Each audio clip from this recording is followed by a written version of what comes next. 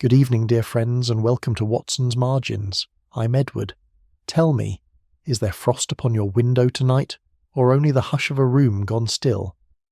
Watson once found a whole household sealed by snow, and learned that a locked door proves far less than a careless mind assumes.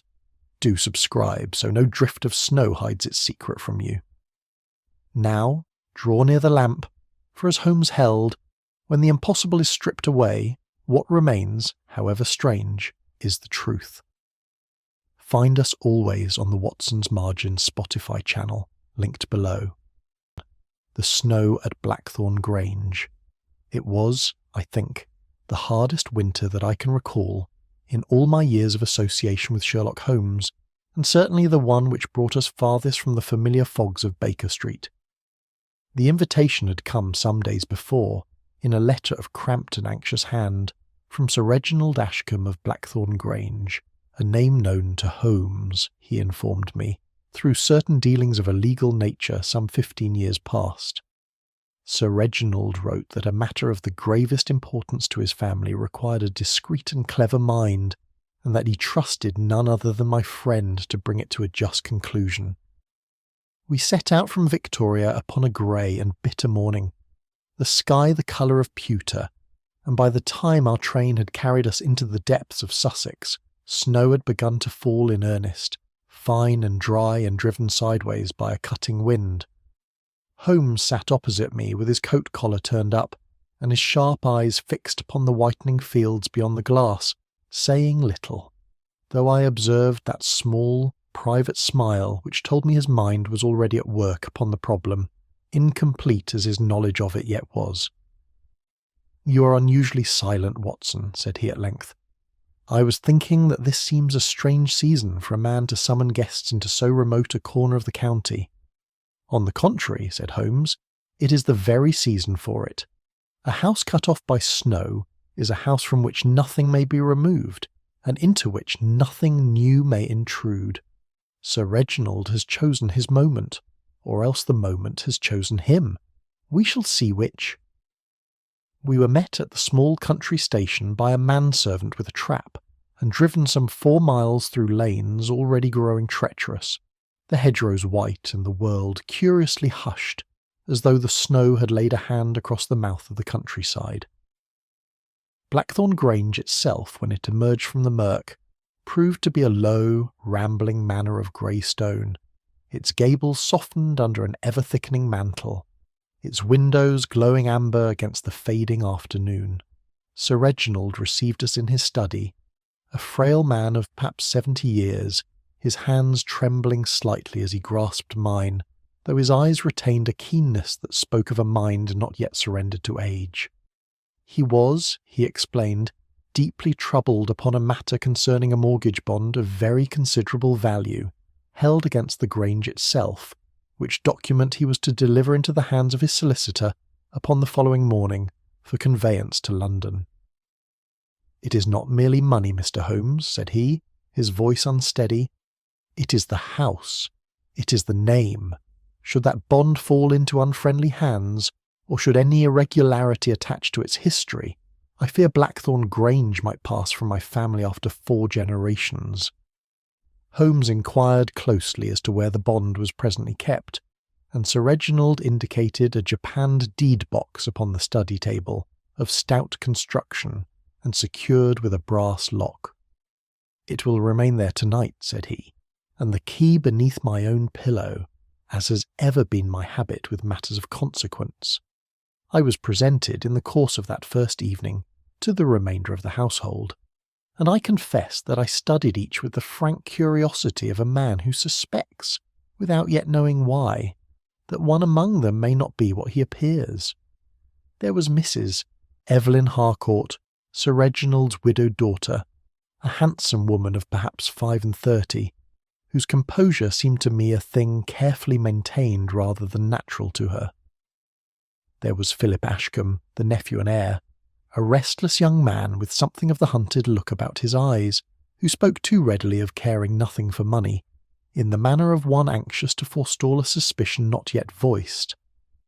There was Mr. Septimus Vale, the family solicitor, a neat, grey, precise gentleman whose every word seemed measured before it left his lips, and whose manner was so entirely without friction that I found myself, oddly, the more attentive to him for it. The old housekeeper, Mrs. Kedge, moved among us with the quiet authority of one who has served a house longer than its present occupants have lived in it, and remarked, in a tone I did not then think to weigh, that the house had had no secret since Sir Reginald's father's day. And lastly, there was the Reverend Alban Price, a mild, grey-whiskered clergyman from the neighbouring parish, caught at the Grange by the storm, and full of gentle solicitude for us all. It was a company civil enough, and outwardly at ease, yet I was conscious, as dinner progressed and the wind rose without, of an undercurrent of unease that no amount of polished conversation could quite conceal. Holmes said little, but I observed him watching the play of candlelight upon each face in turn, as a naturalist might watch the movements of some creature whose habits he has not yet catalogued. Later, as we were shown to our rooms, I ventured to ask him what he made of it all. "Too little, as yet, to make anything," said he, "save that a house sealed by snow is as good as a room, with the door locked from within. No one may come, and no one may go. Whatever is to happen here, Watson, must happen among those already beneath this roof. That, at least, narrows our field considerably." "You believe something will happen, then?" "I believe," said he, drawing back the curtain to look out upon the whirling white darkness, "that something already has begun. We have only to discover what it is." With that enigmatic word he bade me good night, and I retired, lulled at last to sleep by the moaning of the wind about the old gables of Blackthorn Grange, little dreaming of the strange and subtle theft that the morning was to disclose. Chapter 2. A House Shut Against the World. I woke the following morning to a stillness so complete that for a moment I could not account for it, until I understood that the wind of the night before had fallen away, leaving in its place a silence deep and white and absolute. Drawing back the curtain, I found the world transformed. The lawns of Blackthorn Grange lay smooth and unbroken beneath a foot or more of snow, the hedges reduced to soft grey humps, the drive itself lost entirely beneath that even shroud. Not a branch stirred, not a bird called. It was as though the house had been lifted bodily out of the world of men and set down upon some remote and frozen star.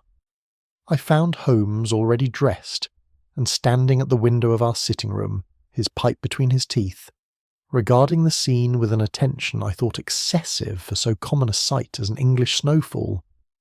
"Come and look at this, Watson," said he, "and tell me what you observe." "I observe," said I, "that we are very thoroughly snowed in." "Precisely. And what follows from that?" "That the doctor must postpone his rounds and the parson his sermon until the roads are cleared." "And what else?" I confessed I saw nothing further of significance, whereupon Holmes laid down his pipe with a small sigh of the sort he reserved for my duller mornings. "It follows, Watson, that whatever event may occur within these walls today must be attributed to one of the persons already beneath this roof. No stranger can have approached in the night, for you will observe that the snow lies unbroken to the very door. No one now within the house can depart unremarked, for a single footstep would betray him across that white expanse for 100 yards in any direction. We are, in short, sealed into a box together, and if there is mischief brewing, the mischief-maker is at this moment sitting down to breakfast with us." It was not a comforting reflection with which to begin a meal, yet I found, when we descended, that the household had assembled with every appearance of ordinary civility. Sir Reginald was not yet come down, being, as Mrs. Kedge informed us, a late riser by long habit, but the others were gathered about the table, and I studied them now with Holmes's warning fresh in my mind. Philip Ashcombe sat somewhat apart, crumbling a piece of toast between his fingers without eating it, his eyes shadowed as though he had slept poorly. When Mrs. Harcourt addressed some trifling remark to him concerning the weather, he answered with a start as a man answers who's been thinking of matters far removed from bread and butter. "You will forgive my nephew's distraction," said Sir Reginald, entering at that moment with the aid of a stick and lowering himself carefully into his chair. "He's never cared for confinement, even as a boy. Is that not so, Philip?" "I care nothing for the snow, uncle," said the young man a shade too quickly. "I have said before, and I say again, that money and property concern me far less than you suppose.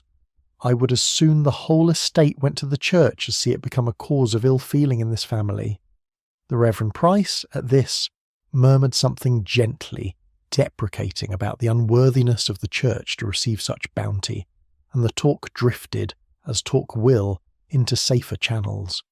Yet I observed Holmes's eyes rest for a moment upon Philip's hands, which had not ceased their restless crumbling of the toast, and then travel with equal quiet interest to the boots the young man wore beneath the table, which seemed to me, when I chanced to glance at them, somewhat darker about the leather than the dry warmth of the breakfast-room would account for. After the meal, Sir Reginald proposed to show Holmes the study, where the deed-box yet stood locked upon the table exactly as it had been left the night before, and I accompanied them, together with Mr. Vale, who observed with his usual precision that the bond would need to be examined and signed for before he departed with it to London, a departure which the snow had now, of course, rendered impossible for the present. "A fortunate delay in one sense," Vale remarked, "for it affords Mr. Holmes leisure to satisfy himself that all is in order before the document passes finally from this house." Holmes said nothing to this, but moved slowly about the study, his hands clasped behind him, examining the room with that air of idle curiosity which I had long since learned to recognise as the very opposite of idleness. He paused before the hearth, where a fire of fresh coals burned cheerfully, and stooped, to my surprise, to hold his hand some inches from the base of the study door. "There is a draught here," said he, "and a considerable one, for a room so well warmed." "The house is old, Mr. Holmes," said Sir Reginald with a faint smile. "Old houses breathe as we do." "No doubt," said Holmes, and passed on to the window, where he examined the latch with equal care, remarking upon a small smear of what he took to be candle grease upon the brass, though he offered no comment as to how it might have come there. I saw him glance once toward the bookcase that stood against the farther wall, and toward the carpet before it, upon which I could myself now discern in the grey morning light a faint darkened line, as though damp had at some time crept upward from beneath. It was at this point that Mrs. Kedge came in to inquire whether the fire wanted mending, and seeing Holmes's evident interest in the room, remarked, with the comfortable garrulity of an old servant, that there was little in the study he need trouble himself over, for the house had had no secrets since Sir Reginald's father's day, when the old wine-cellar beneath had been shut up and forgotten along with much else. Holmes thanked her with grave courtesy, but I noticed that his eyes, for the briefest instant, brightened with that particular light which told me a fact of value had passed, unregarded by all but himself, into the storehouse of his mind. He said nothing further upon the matter, however, and the remainder of that snowbound morning passed in an outward tranquillity which I, for my part, found harder to bear than any open alarm, so heavily did the sense of some approaching event weigh upon the silent, white-shrouded house. Chapter 3. The Vanished Bond. The blow, when it fell with the suddenness that I have come, through long experience of Holmes's cases, to regard as the peculiar cruelty of such affairs, that they choose for their moment of disclosure the very hour when a household has persuaded itself that the worst is past.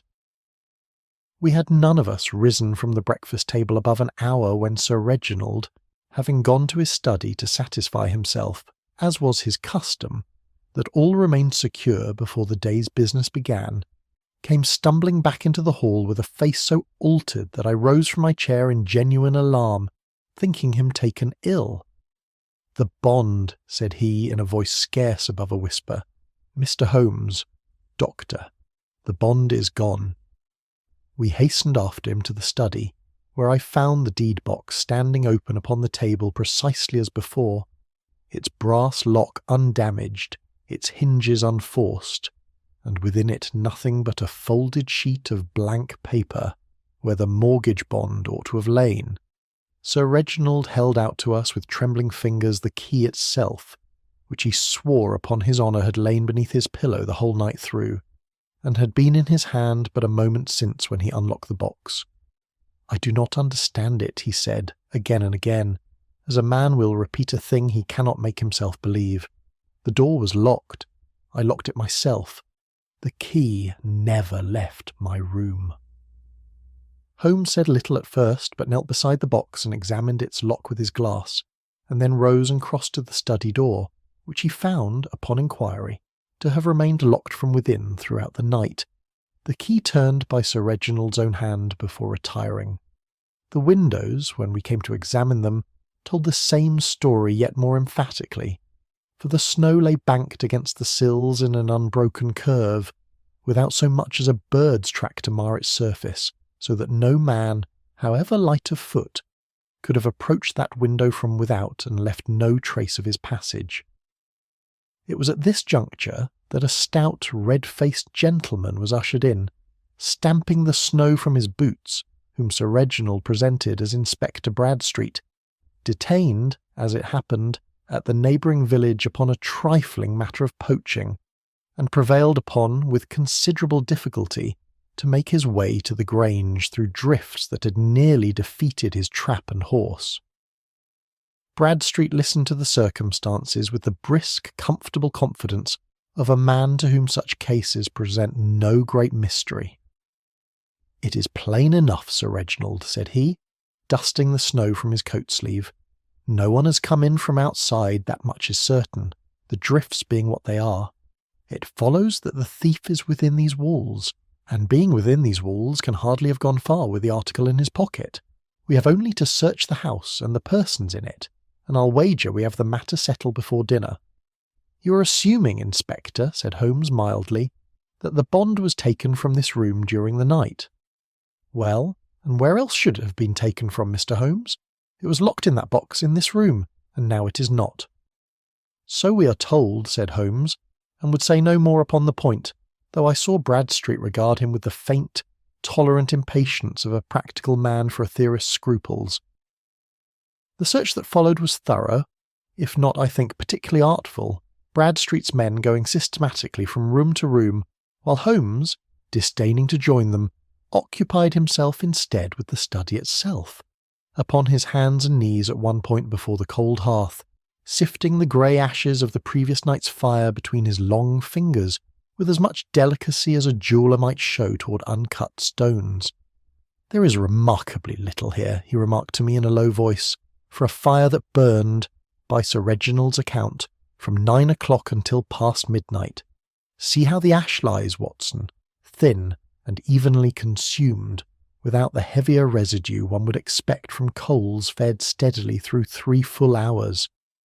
I confessed that such matters lay beyond my competence to judge, and Holmes, with a faint smile, rose and turned his attention next to a heavy chair that stood some little distance from its fellows, near the window, and then to the carpet before the bookcase, upon which the damp stain I had noticed the day before seemed to me, in the clear light of that snow-bright morning, somewhat more pronounced than before. "A curious chair," said he, half to himself.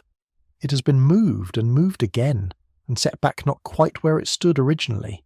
See here, where the nap of the carpet lies crushed in one direction beneath the legs, and yet the legs themselves stand a full inch from the crushed mark." Bradstreet, returning at that moment to report that nothing incriminating had been found upon the persons of the household, nor in their rooms, save a few private effects of no evident bearing on the case, showed little patience for these minutiae. "Chairs and ashes will not tell us who took the bond, Mr. Holmes. I have known cases solved by simpler means. Somebody in this house wanted that money, or wanted the ruin of somebody else who did, and I mean to learn who before the roads open and the trail grows cold." "I have no doubt you will learn a great deal, Inspector," said Holmes courteously, "though I confess I am less concerned at present with who might have entered this room in the night than with a question you have not yet thought to ask." "And what question is that?" "Whether the bond was ever in this room to be taken," said Holmes, and turned back to his study of the carpet, leaving Bradstreet to stare after him with an expression in which bewilderment and suspicion were very equally divided, an expression, I confess, that mirrored my own feelings closely enough, as that strange and troubling morning wore on toward its close. Chapter 4. The Impossibility in the Study. Inspector Bradstreet was not a man to be long deflected from a theory once it had taken root in his mind, and by the early afternoon I perceived that root had fastened itself firmly upon the person of Philip Ashcombe. It wanted little encouragement. The young man's debts were, it seemed, common knowledge in the household, referred to by Mrs. Kedge with the freedom of an old servant who considers herself above the reticence of her betters, and his position as heir, should the estate pass into confusion or dispute, gave him, in Bradstreet's estimation, motive enough to satisfy any jury in the land. "There is more besides, Mr. Holmes," said the inspector, drawing us aside with the air of a man producing a trump card. "One of my fellows found this, caught behind the wainscot near young Ashcombe's door." He held out a scrap of paper, torn raggedly across, upon which a few words remained illegible in a hurried slanting hand. The word "bond," and some lines below it, the word "midnight," the rest lost where the paper had been rent away. "A memorandum, perhaps, of his intentions," Bradstreet went on with evident satisfaction, "or a note passed to some confederate. Either way, it does the young gentleman no credit." Holmes took the fragment and studied it for a long moment beneath his glass, turning it this way and that to the light of the window, before returning it without comment other than to inquire precisely where and at what height it had been discovered, a question which seemed to strike Bradstreet as beside the point, though he answered it readily enough. "And has young Ashcombe been questioned upon it?" "He denies all knowledge of it, as you would expect, says he cannot account for the paper, nor recognise the hand as his own, though I confess it looks enough like nervousness to me." We found Philip himself in the small morning-room, pacing before the window with the restless energy of a man who cannot compose himself to stillness, and it was there that Holmes questioned him, gently enough, though with a persistence that left the young man visibly discomposed before many minutes had passed. "You will forgive me, Mr. Ashcombe, if I observe that your boots, which you wore at breakfast this morning, appeared to me somewhat damp about the leather, though the snow, I think, has touched no one's boots today who has not deliberately gone out into it." Philip stopped his pacing and looked, I thought, genuinely startled, as though the question had touched some nerve he had believed safely hidden. "I do not see what my boots have to do with the matter," said he, though the colour had risen unmistakably in his face. "Very possibly nothing at all," said Holmes equably. "And yet damp leather has a smell of its own, Mr. Ashcombe, quite distinct according to its source. Rainwater differs from snow water, and both differ again from the damp of a cellar, which carries with it something of stone and mould that neither open sky can give it. I think, if you will permit me, that I detect the last of these upon you rather than either of the former." There followed a silence of some duration, during which Philip's gaze moved from Holmes to myself and back again, as a man's eyes move who is calculating how much of the truth he may safely surrender. "I was in the old cellar," he admitted at last, low and reluctant, "beneath the study. I have known of the stair since I was a boy, though it has not been used, I think, in 20 years. I went down in the night. Do not ask me the hour, for I had no light but a stub of candle, and no means of marking time, because I had heard my grandfather speak once of family silver, hidden there in his father's day, against some old fear of burglars, and I thought, Heaven forgive me for a fool, that I might find it and sell it quietly and be free of my creditors without troubling my uncle further." "And did you find this silver?" "I found nothing but dust and old bottles and a deal of cobweb for my pains," said Philip bitterly. "I came up half frozen and thoroughly ashamed of myself, and I give you my word, Mr. Holmes, upon whatever honour a man in my position may still claim to possess, that I never went near the study, nor touched that infernal deed-box, nor knew until this morning that the bond was gone at all." Holmes thanked him with a courtesy that seemed to disconcert the young man more than any accusation could have done, and led me away, leaving Philip to resume his anxious pacing alone. "You believe him?" I asked once we were out of earshot. "I believe every word he has told me," said Holmes, "which is not at all the same thing, Watson, as believing that he has told us the whole truth of this affair, nor even the truth most material to it. Come, I wish to look again at that study before Bradstreet's men trample away what little remains to be read there."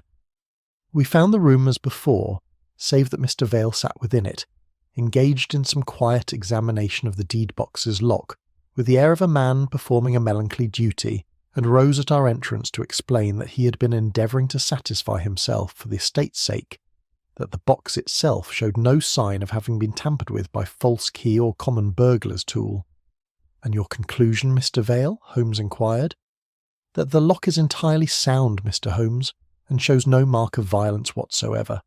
Whoever removed the bond did so, I fear, either with Sir Reginald's own key, or with knowledge that renders the lock itself of no consequence." "A conclusion," said Holmes when Vale had withdrawn, "with which I find myself in complete agreement, though I think Mr. Vale has stated it rather more narrowly than the facts allow. Consider, Watson. The latch of that window bears a smear of candle grease it did not carry when I first examined it 2 days since, though I am assured by Mrs. Kedge that window has not been opened this fortnight for the cold. Consider further that the candle upon this table, though it burned, by every account, from 9 until past midnight, shows a wick and a wastage more consistent with an hour, or 2 at the most. 2 impossibilities, and now Mr. Vale gives us a third, a lock untouched by any hand save the true key's own. I begin to think, Watson, that this case does not depend upon who could enter this study in the dead of night, but upon whether the mortgage bond ever passed a night within these 4 walls at all." He would say no more, but stood a long while at the window watching the last grey light fail over the smothered lawns, while I turned his words over in my mind and found in them no comfort, only the deepening sense that the truth of Blackthorn Grange lay hidden, somewhere beneath a surface far smoother than any of us had yet supposed. Chapter 5. Polite Testimonies.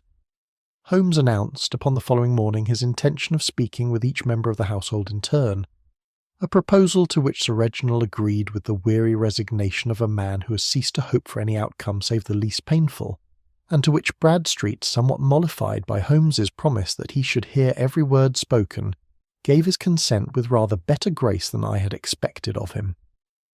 "I shall not ask them what they know," Holmes remarked to me, as we awaited the first of our visitors in the small library that had been given over to our use, "for a man's account of what he knows is worth a great deal less than his account of what he did, and less still than the manner in which he gives it. Watch their hands, Watson, and their feet, and the things they touch or straighten while they speak. The tongue may be schooled, the fingers very rarely are." Mrs. Harcourt came first, composed and gracious as ever, though I thought her paler than she had been 2 days before.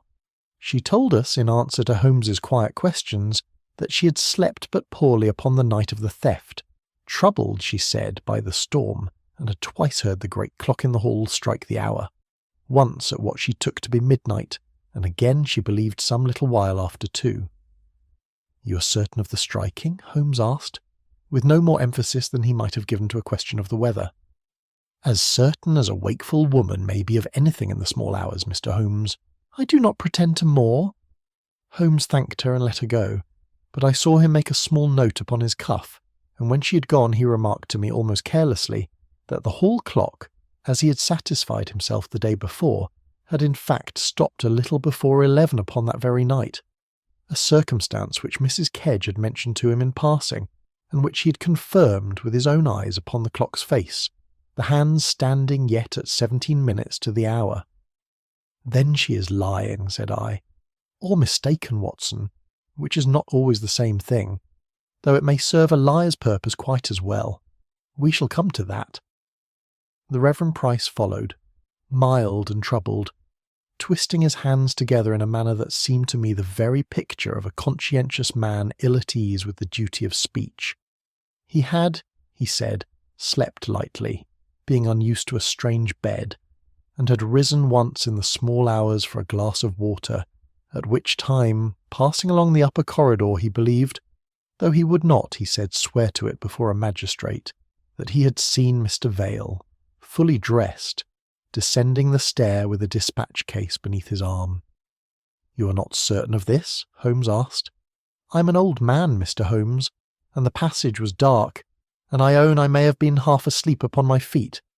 I should be sorry to cast suspicion upon so respected a gentleman as Mr. Vale, merely upon the evidence of my own drowsy eyes.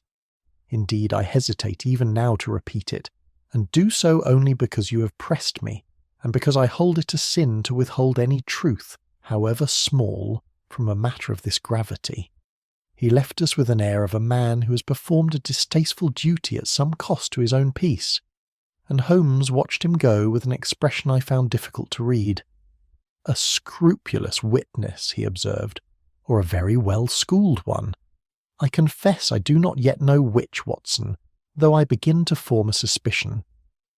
Philip Ashcombe, summoned again, added little to what he had already confessed, save that he repeated with evident sincerity his ignorance of the bond's disappearance, and volunteered, unasked, that he had seen no one abroad in the passages during his own miserable expedition to the cellar, a statement which Holmes received without visible reaction, though he inquired closely as to the precise hour at which Philip had returned to his room, and was told, somewhat vaguely, that it had been very late or very early, I hardly know which.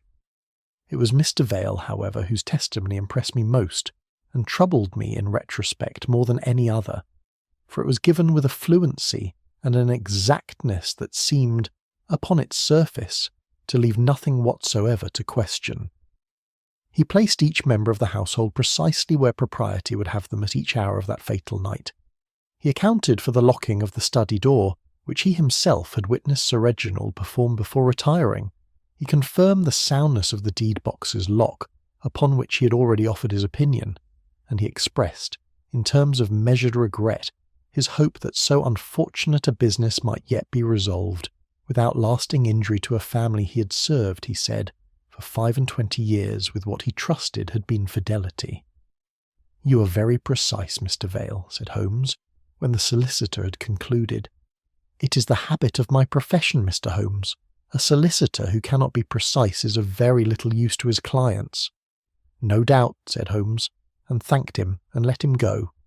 And it was only when the door had closed behind that neat, grey, unhurried figure that my friend turned to me with a look I had come to know well.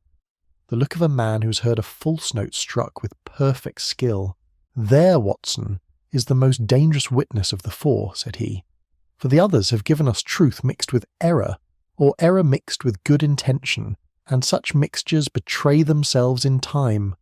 But a man who tells you nothing but what is precisely demonstrably true, and yet contrives that the truth should lead you exactly where he wishes you to go, is a witness against whom ordinary methods avail very little."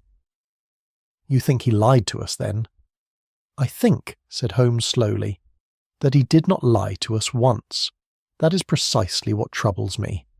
I have long observed, Watson, that the most useful testimony a man can give is very often that which sounds the least dramatic upon the ear, and Mr. Vale's account was as undramatic and as smoothly finished as a stone worn round by running water. Such smoothness is not natural to the telling of any night so troubled as this one has proved. It is worked, Watson, as surely as that stone is worked, and I mean, before this business is done, to discover the hand that shaped it." He said no more upon the matter that evening, but I observed him sit long before the library fire, his pipe cold and forgotten between his fingers, turning over in his mind, as I well knew, some pattern not yet complete, some last small piece without which the whole design must remain dark to us both.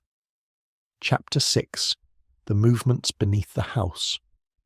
Holmes proposed, upon the third morning of our stay, that we should walk the house together in silence, from the topmost bedrooms to the servants' hall below, and thence into whatever forgotten corners the old building might still conceal, a proposal that Sir Reginald, now grown almost too weary with distress to protest at anything, readily sanctioned, providing us with Mrs. Kedge as a guide to those regions of the house least familiar even to himself.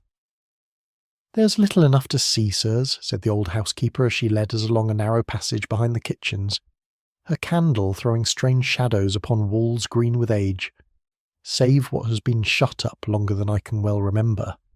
Sir Reginald's father had the old cellar stairs boarded over, out of some notion that the damp was bad for the wine, and I do not think a living soul has gone down there in 20 years, saving young Mr. Philip's foolishness the other night, as I hear tell of it. Holmes questioned her closely as to the cellar's extent and its relation to the rooms above, and learned that it ran in a narrow vaulted gallery, directly beneath the study itself, a fact which seemed to please him a good deal more than the information itself appeared to warrant, until I recollected the damp stain upon the study carpet, and understood, or thought I understood, the direction of his thought. We descended by a stair steep and treacherous with age, into a cellar cold and close, and hung about with the ghostly webs of a generation's neglect, where a few broken bottles and the litter of old straw bore silent witness to Philip's recent and fruitless search. Holmes moved among the shadows with his lantern held low, examining the floor with the same patient attention he had given the study carpet above, until he stopped beneath what I took at first to be a mere irregularity in the old stonework, a low arch some 3 feet from the ground, half hidden behind a fallen shelf. "Here, Watson, if I am not mistaken." He drew away the shelf, not without effort, and revealed behind it a narrow iron door, rusted almost to the colour of the stone about it, which yielded, after some persuasion with the small implement Holmes invariably carried for such purposes, to disclose a shaft running upward into darkness, scarcely broader than a chimney, its sides lined with the corroded remains of old pipework. "A warming shaft," said Holmes, holding his lantern within, "built, I should judge, in the days when this house was heated by some system of hot air carried from the cellar furnace to the rooms above, long since abandoned, no doubt, for the more convenient comfort of the modern grate. See here, Watson, how it rises, directly, or very nearly directly, beneath the bookcase in the study above, where you will recall the damp stain upon the carpet, and the faint draught that troubled me upon our very first morning in that room." I peered into the shaft as he held the light aloft, and saw that it narrowed considerably as it rose, so that I remarked at once upon its evident insufficiency to admit the passage of any grown man. "You are quite right," said Holmes, "and it is a fortunate thing for our theory that you should observe it, for I had feared you might suppose Mr. Ashcombe had gone up and down this shaft like a chimney-sweep's boy, which the dimensions plainly forbid. No man could pass through so narrow a space, not even a child of any age likely to be found in this household. But observe, Watson, that a shaft too small for a man is not therefore too small for a parcel, if that parcel be lowered, or raised, upon a cord. You believe the bond was passed down this very shaft? I believe it is possible, and where a thing is possible, and where every other avenue stands closed to us, possibility becomes a matter deserving of the most serious attention. Consider what we know. The study door was locked from within, and Sir Reginald himself vouches for the key's whereabouts throughout the night. The windows are sealed by unbroken snow, yet the carpet before the bookcase shows unmistakable evidence of damp, precisely where this shaft opens beneath it, and the bookcase itself, I observed upon our second morning here, though I said nothing of it at the time, stands some 2 inches from the wall it appears to abut, a discrepancy no careful eye could well overlook once sought. We returned to the study by the ordinary stair, and there Holmes drew the heavy bookcase gently away from the wall, disclosing behind it a section of panelling somewhat newer in appearance than its neighbours, which yielded, upon careful examination, a narrow aperture giving directly down into the shaft we had lately explored from below. "Then someone in this house," said I, "knew of this passage, and used it to lower the bond into the cellar, where it might be recovered at leisure once suspicion had settled elsewhere." "So it would appear," said Holmes, "and I confess the temptation is very strong to lay the whole business at young Ashcombe's door, since his own damp boots and his own confused account of a midnight errand to that very cellar offer so convenient an explanation. Yet I would have you observe, Watson, 2 circumstances that sit ill with so simple a conclusion. first, Mr. Ashcombe's movements, by his own admission and by the evidence of his boots and his evident distress, were those of a man blundering in the dark for the first time, uncertain of his ground, ignorant even of what he sought. Such a man does not move with the easy familiarity that this panel, so neatly and so recently fitted, must surely have required of whoever contrived it. And the second circumstance, that a man who already knew of this passage and had prepared it beforehand for a purpose of his own, would have found young Ashcombe's foolish midnight wandering not an inconvenience, but a positive gift, a ready-made suspect, blundering about in exactly the place where suspicion might most usefully be made to rest, and doing so, moreover, upon the very night when the deed was to be done. I do not think, Watson, that Philip Ashcombe built this passage, nor used it for the purpose we are meant to suppose. I think it far more likely that someone else, who knew this house and its old secrets a good deal better than any nephew reared away from it in his youth, watched the young man go blundering down into that cellar, and saw in his folly the very shadow beneath which his own quieter business might safely be conducted. He said no more, but stood a long while in the failing light, his eyes moving from the panel to the bookcase to the study door, weighing, as I could plainly see, some final calculation whose sum he had not yet permitted himself or me to know. Chapter 7. The Discovery in the Snow. It was a housemaid's cry that broke upon us shortly after 10 o'clock that morning, shrill and frightened, echoing down the passage from the terrace door, and we hastened out to find her standing white-faced beside a broken garden urn, one of a pair that flanked the terrace steps, its stone rim shattered as though by some recent and violent blow, and half buried in the snow beside it a small parcel wrapped about with oilcloth and bound with a cord. Bradstreet summoned at a run, unwrapped it with clumsy haste, and there, dry and undamaged within its wrapping, lay the missing mortgage bond, its familiar seal and signature plain for all to see. "There, Mr. Holmes," said the inspector, with the satisfaction of a man whose patience has at last been rewarded, "there is your impossible theft explained well enough, without recourse to shafts and panels and old wives' tales of family silver. Look here, footprints, plain as print in a book, leading from this very spot toward the terrace and up, unless I am much mistaken, to the window of Mr. Philip Ashcombe's room." I looked, and saw that he spoke truly. A line of footprints, already somewhat blurred by the morning's light snowfall, but still perfectly distinct, led away from the broken urn across the white lawn, and terminated beneath a window some dozen feet above, which I recognised, with a sinking heart, as belonging to the very room in which Philip Ashcombe had passed so restless and unhappy a night. Philip himself was summoned, and I confess I have seldom seen a man so utterly undone by circumstance as he appeared when confronted with that fatal parcel and the trail that led so plainly to his door. He denied all knowledge of it with a vehemence that seemed, to my own troubled eye, very nearly to argue against him. So wild and so unpersuasive did his protestations sound beside the mute and damning evidence of the snow. "I never touched it," he cried. "I swear to you, upon whatever remains of my honour, that I have not been near that urn, nor that window, since I came in from the cellar 2 nights since. Someone means to ruin me. Someone in this house means that I shall hang for a theft I never committed." "No one speaks of hanging, Mr. Ashcombe," said Bradstreet, not unkindly, though his tone carried the settled certainty of a man who has ceased to entertain doubt. "But you will own that the case looks very ill for you.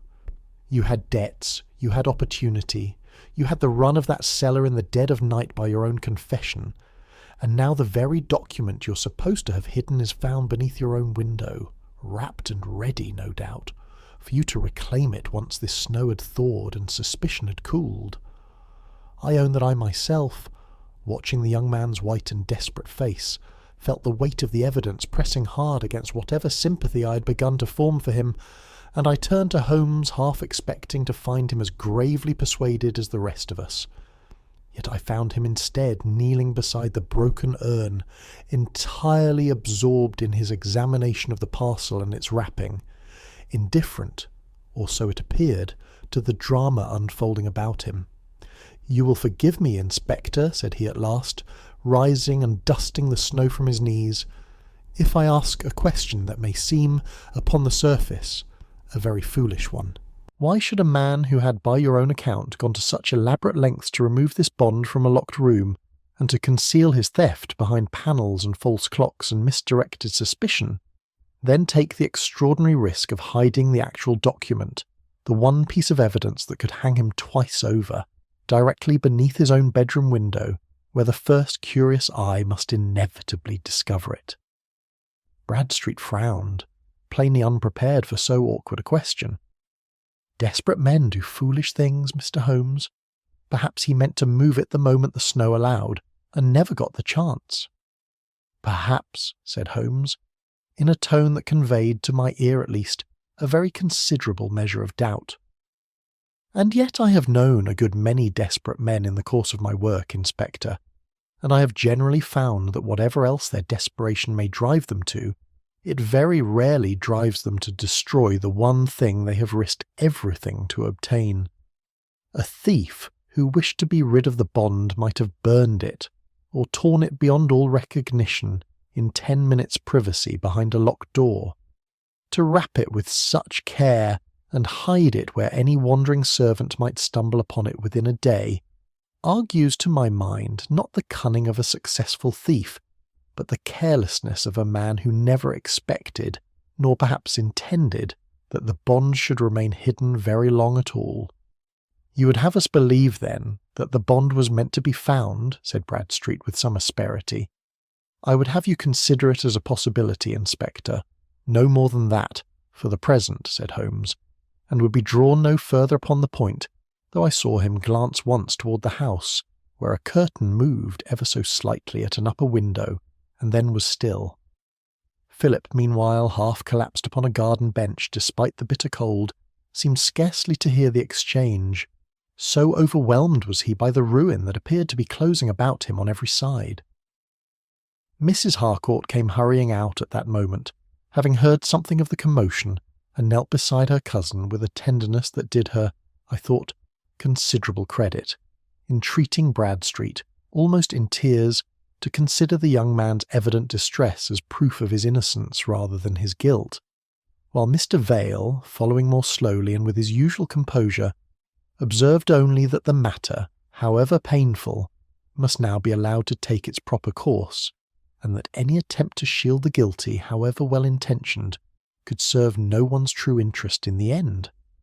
It was, I confess, as neat and as damning a conclusion as any I had witnessed in the course of my long association with Holmes, and I marvelled, even as I pitied the wretched young man before us, at how completely every thread of evidence seemed at last to have drawn itself into a single, tightening knot about his throat. Only Holmes, standing a little apart with his hands thrust deep into his coat pockets and his grey eyes fixed, not upon Philip, but upon that small, dry, carefully wrapped parcel of oilcloth, appeared unconvinced that the knot, however tight it seemed, was tied about the proper neck. Chapter 8. The Clergyman's Scruple. The household had scarcely settled from the agitation of the morning's discovery, when a fresh development arrived to complete, as it seemed to every person present save Holmes himself, the case against Philip Ashcombe beyond any hope of contradiction. It came, as such things so often come, from the most unlikely and the most reluctant of quarters. We were gathered in the drawing-room toward the middle of the afternoon, a company subdued and uneasy, when the Reverend Price rose from his chair by the fire and, with evident distress, begged leave to make a further statement, which he said had lain heavy upon his conscience since the earlier discovery at the terrace. "I would not speak, Sir Reginald, believe me, if I did not hold it a sin of omission graver than any sin of speech," said he, his mild face troubled, and his hands, as ever, restless in their movement. "But I cannot in conscience remain silent, now that the parcel has been found where it has been found." "Speak then, Price, for heaven's sake," said Sir Reginald wearily, "and let us have done with concealment of every kind, whatever pain it costs us." The clergyman bowed his grey head, and in a voice that trembled with what I took to be honest reluctance, told us that he had risen, as had become his unhappy habit in that house of broken sleep, before the first grey light of dawn that very morning, and had seen from the window of his room, which looked out upon the terrace, a figure moving below among the snow near the garden urns, a figure which the dimness of the hour had prevented him from identifying with certainty, but which the height and the gait had led him, most unwillingly, to believe was that of Mr. Philip Ashcombe. I would give a great deal not to have seen it, he added, and I have prayed since that my eyes deceived me. But I hold it my duty, however painful, to withhold nothing that may serve the cause of truth, even where that truth touches one I have come to regard with real affection. The effect of this testimony upon the room I need hardly describe. Bradstreet received it with the satisfaction of a man who sees his case, already strong, made now all but unassailable, and even Sir Reginald, who had clung with a father's tenacity to some hope of his nephew's innocence, seemed at last to waver, his old face drawn and grey with a grief that went, I think, beyond the mere loss of the bond to the far deeper loss of trust within his own family. Mrs. Harcourt, for her part, threw herself into an impassioned plea for mercy, entreating Bradstreet, with tears she made no effort to conceal, to consider her cousin's youth, his evident wretchedness, and the possibility, however faint, that his debts and his despair had driven him to a single act of folly he now bitterly repented, rather than to any deep or premeditated villainy. Mr. Vale, who had listened throughout with his customary composure, added his own quiet counsel at this juncture, suggesting, in the measured tones of a man long accustomed to smoothing over the difficulties of others, that the matter might yet be settled without recourse to the full publicity of a criminal prosecution, provided the bond were restored and the family's confidence discreetly repaired. It would spare Sir Reginald a great deal of pain, said he, and I think, upon reflection, spare the young gentleman himself a fate a great deal harsher than his folly, however regrettable, may truly deserve. It was, upon every surface, a proposal of the most humane and reasonable kind, and I observed that it found favour with nearly every one present, Bradstreet himself allowing, with some reluctance, that a quiet restitution might indeed serve the ends of justice as well as a public trial, provided Sir Reginald wished it so. Only Holmes remained apart from this general current of relieved and sorrowful agreement, standing near the window with an object held delicately between his fingers, an object I recognised, upon looking closer, as the oilcloth parcel itself, from which he had that morning removed the bond, examining now, with the aid of his glass, the cord and the wrapping with an attention that seemed to me, in the midst of so much human feeling, almost inhumanly detached. "Before we settle upon so merciful a course," said he at last, in a voice that cut through the murmur of the room with quiet but unmistakable authority, "I wonder if I might trouble the company with one small observation, which has occupied me a good deal since this parcel was first discovered." All eyes turned toward him, and I saw Mr. Vale's composed face for the first time since our arrival at Blackthorn Grange betray the faintest shadow of something I could not then name, though I have since come to recognise it as the beginning of alarm.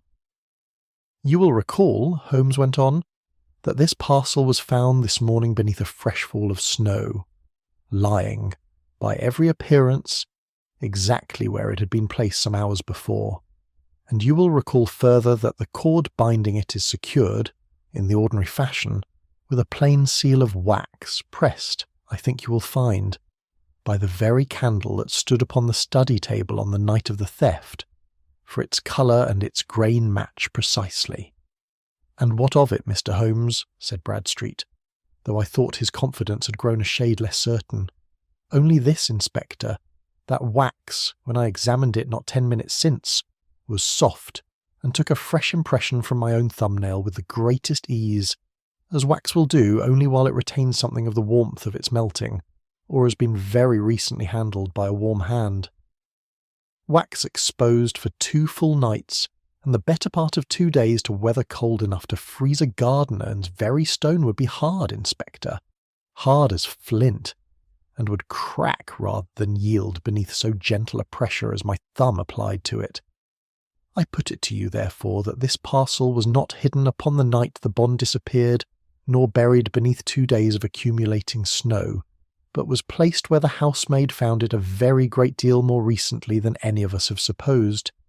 This morning, perhaps, or in the small hours immediately preceding it, and by a hand that had access, not merely to the terrace, but to the study candle itself, upon a night when a Mr. Philip Ashcombe, whatever his other sins, can be shown to have been nowhere near that room at all.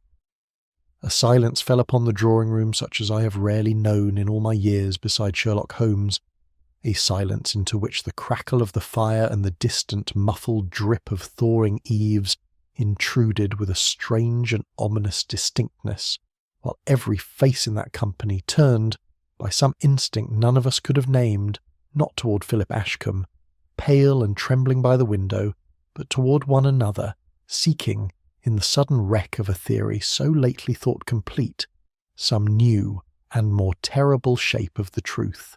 Chapter 9. Holmes reconstructs the theft. It was Sir Reginald himself who broke the silence that Holmes's words had cast upon us, rising unsteadily from his chair and begging in a voice hoarse with strain that the whole matter be laid bare at once, whatever pain the telling might yet cost. "I have borne suspense a great deal better than I shall bear further mystery, Mr. Holmes," said he. "If my nephew is innocent, as I begin to pray he is, then let us know it, and let us know also who it is that has brought such misery into my house." "You shall know both, Sir Reginald, before I leave this room," said Holmes, "though I fear the knowledge will bring you little comfort, for the truth touches one among us whose fidelity you have had less cause than any to doubt."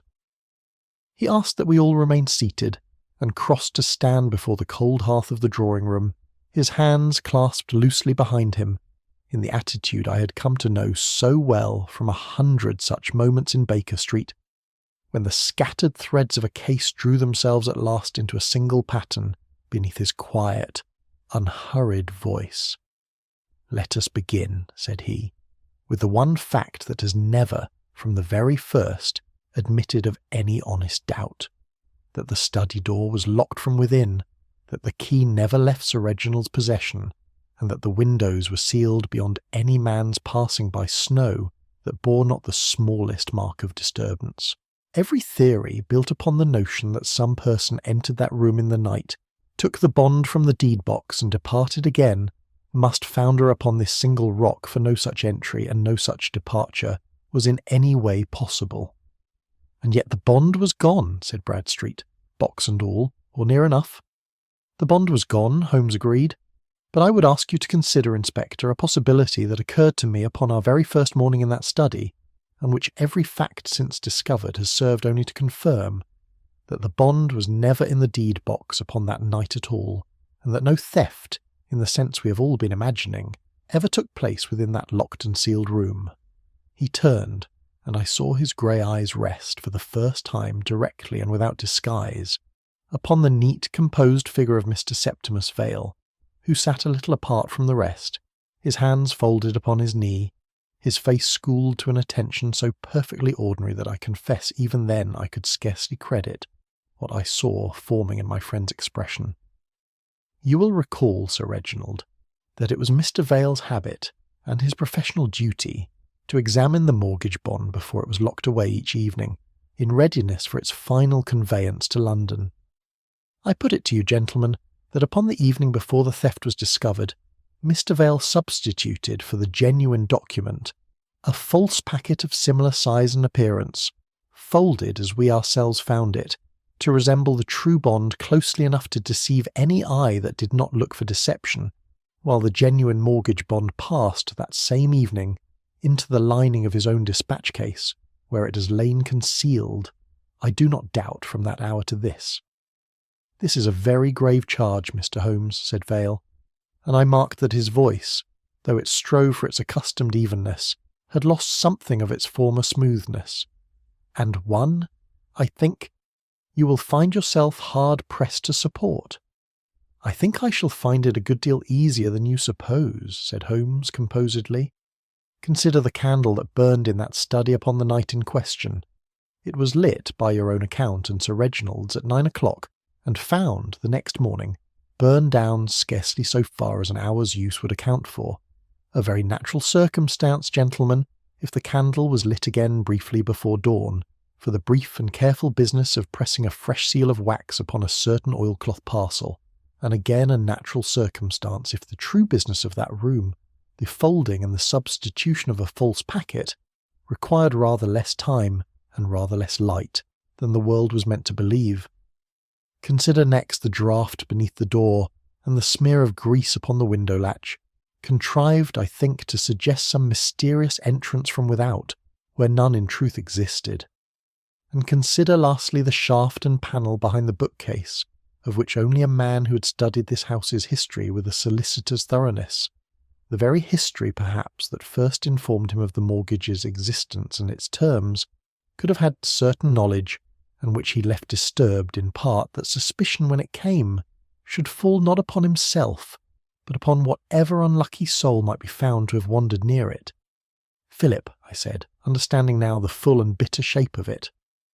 Philip Ashcombe, said Holmes, whose foolish and entirely innocent expedition into that cellar, undertaken for reasons that had nothing whatever to do with the bond, offered Mr. Vale a gift beyond any contrivance of his own.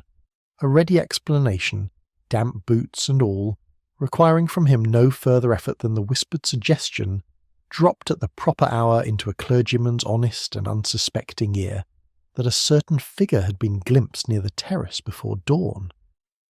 The Reverend Price started up from his chair, his mild face suddenly stricken. Mr. Vale asked me only. He asked only whether I had chanced to look out toward the terrace that morning, and whether I might have seen a figure there. Of a height, he suggested, not unlike young Ashcombe's own. I answered honestly what I thought I recalled, Mr. Holmes. I swear it upon my calling, but I see now, heaven forgive me, that I answered a question shaped already to the answer he desired.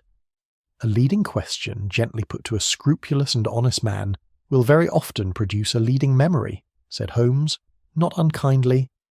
And I do not think, Reverend, that any blame attaches to your conscience in this matter. The blame, gentlemen, rests entirely with the man who purchased. Through some intermediary, I have no doubt Inspector Bradstreet's inquiries will readily uncover the very debt secured against this estate, and who required, for the completion of whatever fraud he intended against Sir Reginald and his family, the one document capable of exposing that debt's true and irregular history. The Purloined mortgage bond was not stolen for its value alone, Sir Reginald, but to conceal, until it was too late for you to prevent it, the manner in which your own solicitor had contrived to place your estate within his power. Every eye in that room turned now upon Vale, whose composure, so long and so carefully maintained, broke at last, not into violence, but into a kind of grey and exhausted stillness, the stillness of a man who sees, in a single moment, the whole elaborate structure of his patient's scheming collapse about him beyond any hope of repair. Chapter 10. The Thaw at Blackthorn Grange. It rained that night, a soft, steady rain that came up from the south upon a warmer wind, and by morning the snow that had lain so heavy and so silent upon Blackthorn Grange for the better part of a week had begun, at last, to yield, dripping from the eaves and slumping from the branches of the great cedars upon the lawn, so that the whole white world we had inhabited seemed to soften and dissolve about us, even as the household's own long ordeal drew toward its close. Mr. Vale had made no further attempt at denial once Holmes had laid the whole design so plainly before him, though I will say and bear justice to a man whose crime I can find little enough in my heart to forgive, that he met his exposure with a dignity that did not entirely desert him even in that last extremity.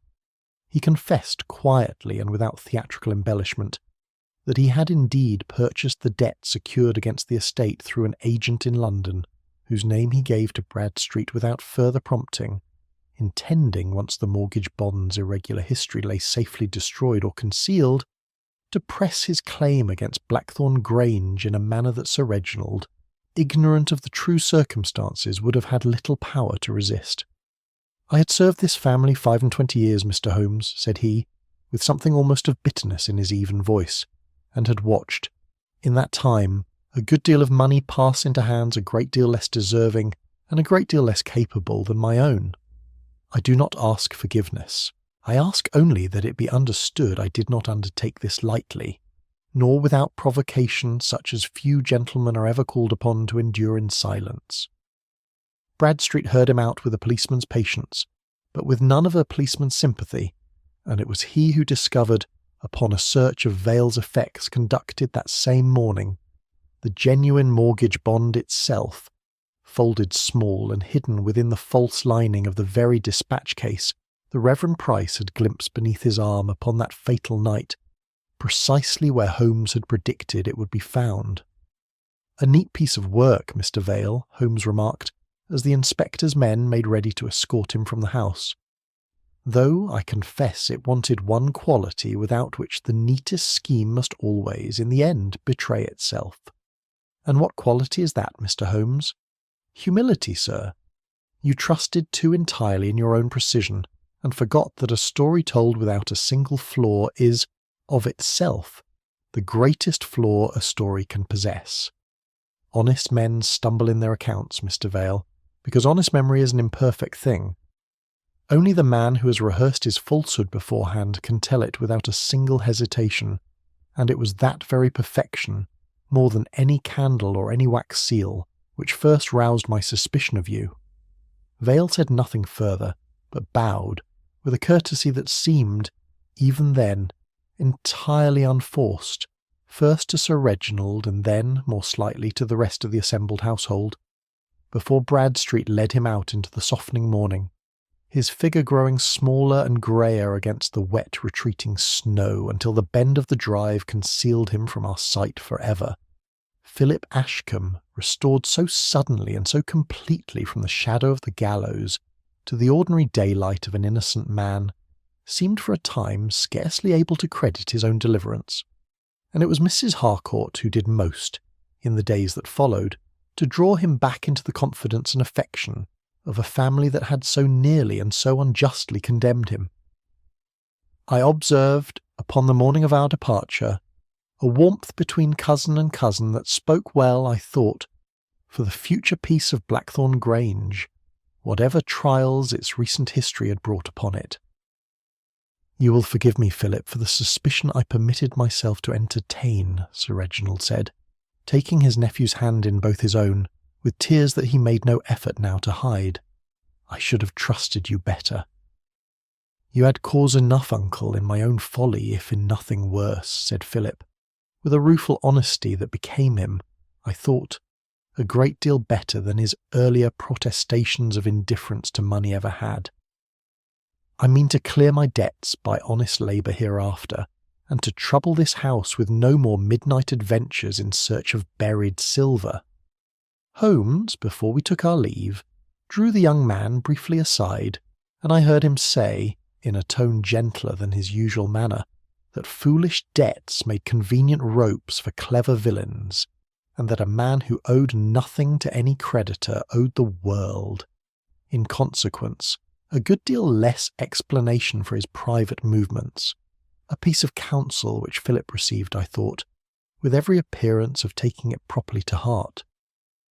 The roads had cleared sufficiently by the following afternoon to permit our departure, and Sir Reginald, though still shaken by all that had passed, pressed our hands with a warmth of gratitude that no words of mine could adequately convey, vowing that the management of his estate should henceforth rest upon foundations a great deal more carefully examined than those upon which he had so trustingly relied for 25 years.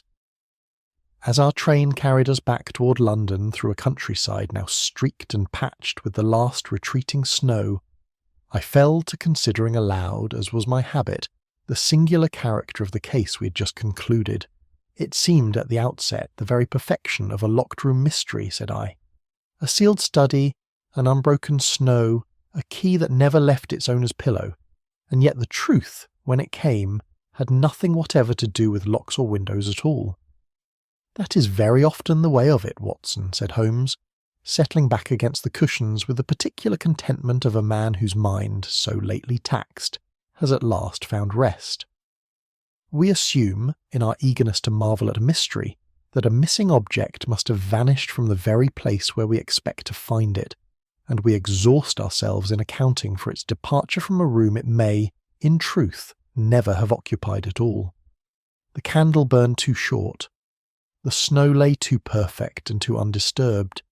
The confession, when it came, arrived a shade too conveniently for the comfort of any mind not wholly given over to relief, and the most useful man in the entire household proved in the end the very man least deserving of the trust so universally reposed in him. It is not, I think, a lesson likely to be forgotten by anyone who witnessed its unfolding at Blackthorn Grange, least of all, Watson, by you and I." And with that he closed his eyes and said no more until the lights of London rose to meet us through the gathering dusk.